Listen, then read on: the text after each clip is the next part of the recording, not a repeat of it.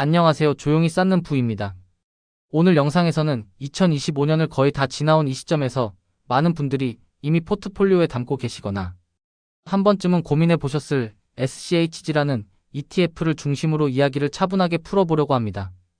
연말이 다가오면 늘 그렇듯이 수익률 이야기가 여기저기서 쏟아지고 누가 더 잘 올랐는지, 어떤 종목이 올해의 승자였는지 같은 자극적인 숫자들이 눈에 먼저 들어오게 되는데요. 그런데 이런 시기일수록 조금 속도를 늦추고 숫자 하나하나를 뜯어보기보다는 이 ETF가 어떤 성격으로 움직였고 왜 그런 흐름이 나왔는지, 그리고 이게 내 투자 방식과 잘 맞는지까지 차분하게 정리해보는 시간이 필요하다고 생각합니다. 그래서 오늘 영상은 단순히 SCHG가 얼마 올랐다는 이야기를 넘어서 2025년 시장 환경 속에서 SCHG가 어떤 역할을 했는지, 그리고 비슷한 이름으로 자주 비교되는 QQQ, QQQM, VGT, XLK 같은 ETF들과는 어떤 차이를 가지고 움직였는지를 천천히 짚어보는 방향으로 가보려고 합니다. 이 영상 끝까지 보시면 지금 내가 어떤 성장 ETF를 들고 가는 게 나에게 더 마음 편한 선택인지, 그리고 굳이 바꾼다면 왜 바꾸는 건지에 대한 기준을 스스로 정리할 수 있을 거라고 생각합니다. 영상이 도움이 되신다면 구독 버튼 한번 눌러주시는 것도 조용히 큰 힘이 됩니다. 이제 시작해 보겠습니다. 2025년 연간 성과라고 하면 대부분 12월 31일 기준으로 딱 떨어지는 숫자를 떠올리시죠. 그런데 지금 시점이 12월 중순이다 보니 아직 연말 확정치는 나오지 않았고, 그렇다고 이야기를 미루기에는 시장 흐름을 정리하기에 딱 좋은 시기이기도 합니다. 그래서 오늘은 11월 30일 기준, 월말로 비교 가능한 누적 수익률, 흔히 말하는 YTD 기준으로 이야기를 풀어가려고 합니다. 이 방식이 ETF끼리 비교할 때 가장 현실적이기도 하고, 실제로 많은 운용사나 리서치에서도 연중 중간 점검은 이 기준을 사용합니다. 먼저 SCHG의 숫자부터 짚고 가보겠습니다. SCHG는 11월 30일 기준으로 2025년 누적 수익률이 약 18% 초반 수준을 기록했습니다. 정확히 말하면 시장 가격 기준으로 약 18% 정도의 상승을 보여줬습니다. 총 보수는 연 0.04%로 굉장히 낮은 편이고, 보유 종목 수는 190개가 넘는 비교적 넓은 구성을 가지고 있습니다. 이 숫자만 놓고 보면 결코 나쁜 성과는 아닙니다. 연초에 SCHG를 꾸준히 들고 있었다면 체감적으로도 꽤 만족스러운 한 해였다고 느끼셨을 분들이 많을 겁니다. 그런데 같은 시점에 기술주나 나스닥 계열 ETF들을 같이 놓고 보면 분위기가 조금 달라집니다. 나스닥 100을 추종하는 QQQ는 같은 기간 20%를 넘는 수익률을 기록했고, 미국 IT 섹터에 집중하는 VGT 역시 21%를 넘어서는 흐름을 보여줬습니다. S&P 500 안에서 기술 섹터만 뽑아 담는 XLK는 그보다 더 강해서 23%를 넘는 성과를 기록했습니다. 이렇게 나란히 놓고 보면 2025년은 확실히 기술주 비중이 더 높은 ETF일수록 성과가 더 강했던 해였다는 점은 부정하기 어렵습니다. 그럼 여기서 자연스럽게 이런 생각이 들 수 있습니다.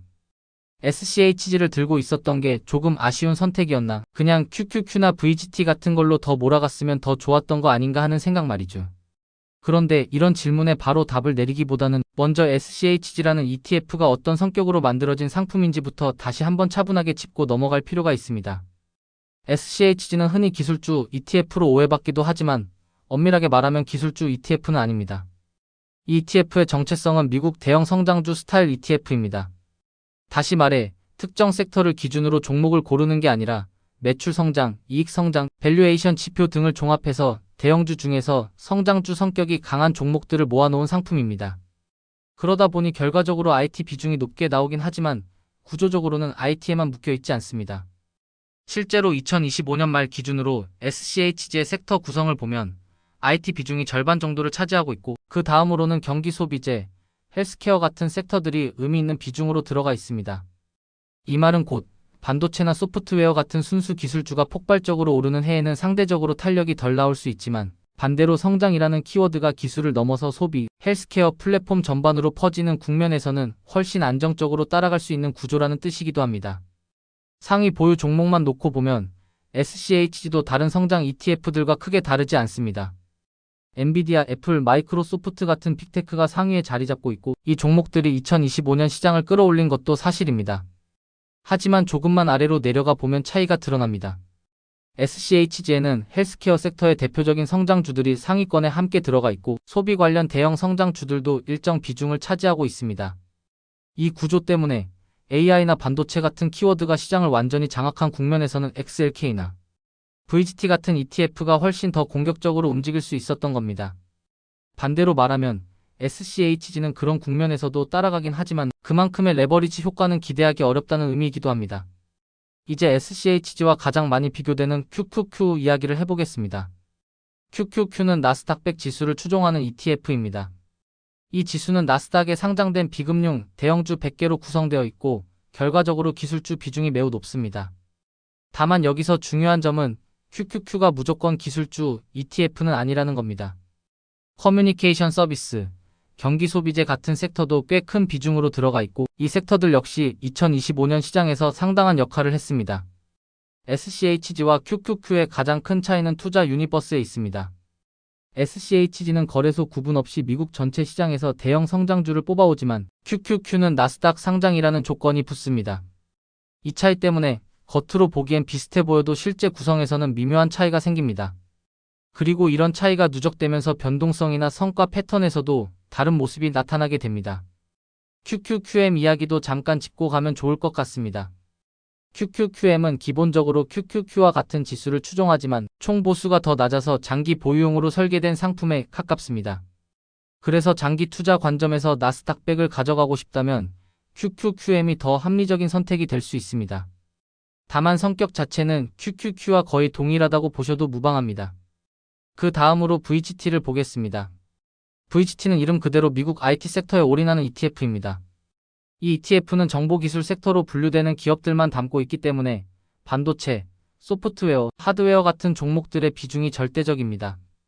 이런 구조 덕분에 2025년처럼 AI, 반도체, 클라우드 같은 키워드가 시장을 이끌었던 해에는 가장 강한 성과를 보여줄 수 있었습니다. 하지만 동시에 기술 섹터가 흔들릴 때는 다른 어떤 ETF보다도 변동성이 크게 나타날 수 있다는 점도 함께 가지고 있습니다. XLK는 또 다른 의미에서 더 압축된 기술 ETF입니다. 이 ETF는 S&P 500 안에서 기술 섹터로 분류되는 종목들만을 담고 있고 보유 종목 수가 상대적으로 적습니다. 그러다 보니 상위 몇 개 종목에 대한 쏠림이 매우 큽니다. 엔비디아, 애플, 마이크로소프트 같은 종목들이 두 자릿수 비중을 차지하는 구조이고 이 종목들이 잘 나가는 해에는 성과가 굉장히 강하게 나타납니다. 반대로 이 종목들이 조정을 받을 때는 그만큼의 충격도 고스란히 받아들여야 합니다. 여기까지 정리해보면 2025년이라는 한 해만 놓고 봤을 때는 기술주 비중이 높은 ETF들이 SCHG보다 더 강한 성과를 냈다는 점은 분명합니다. 하지만 이 사실만으로 SCHG가 상대적으로 별로였다고 결론 내리는 건 조금 성급할 수 있습니다. 왜냐하면 SCHG는 애초에 그런 역할을 맡고 있는 ETF가 아니기 때문입니다. SCHG는 S&P 500 같은 전통적인 대형주 지수보다 성장 성향을 조금 더 주고 싶을 때, 하지만 나스닥이나 기술주 ETF처럼 변동성을 크게 키우고 싶지는 않을 때 선택할 수 있는 중간 지점에 있는 상품입니다. 말 그대로 성장주 코어에 가까운 역할을 합니다. 그래서 포트폴리오의 중심에 두고 장기간 가져가기에 부담이 상대적으로 적고 시장이 어느 한 섹터로 쏠리지 않을 때도 비교적 안정적으로 움직이는 편입니다. 반면 QQQ나 QQQM은 혁신과 기술에 조금 더 무게를 두는 선택입니다. 장기적으로 기술 혁신이 시장을 이끌 것이라는 믿음이 있다면 그리고 중간중간의 변동성을 감내할 수 있다면 충분히 매력적인 선택이 될 수 있습니다. VGT나 XLK는 그보다 한 단계 더 나아가서 기술 섹터 자체에 대한 확신이 강할 때 선택하는 도구라고 볼 수 있습니다. 여기서 중요한 건 어떤 게 더 좋으냐의 문제가 아니라 어떤 게 내 투자 성향과 구조에 더 잘 맞느냐의 문제라는 점입니다. 예를 들어 이미 포트폴리오의 상당 부분이 S&P 500이나 배당 ETF로 구성되어 있다면 성장 쪽에서 SCHG를 더하는 게 전체 변동성을 관리하는 데 도움이 될 수 있습니다. 반대로 이미 성장 쪽 비중이 낮다고 느끼고 기술주 장기 전망에 대한 확신이 있다면 QQQM이나 VGT 쪽이 더 맞을 수도 있습니다.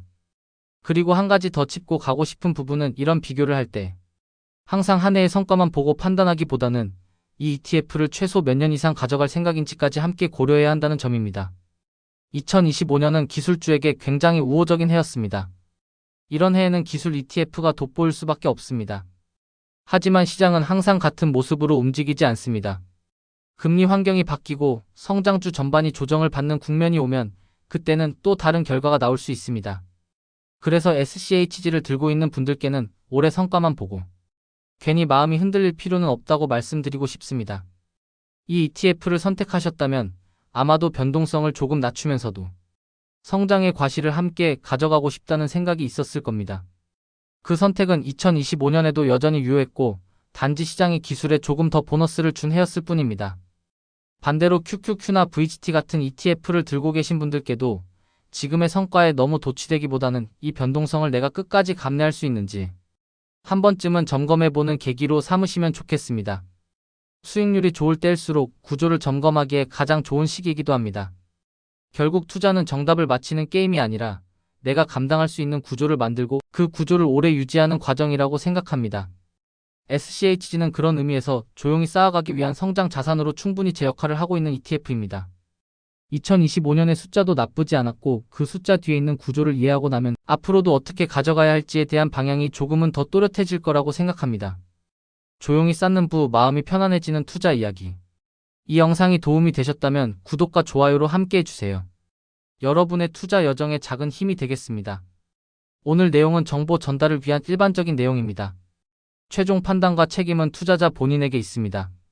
오늘도 조용히 쌓는 부와 함께 해주셔서 고맙습니다.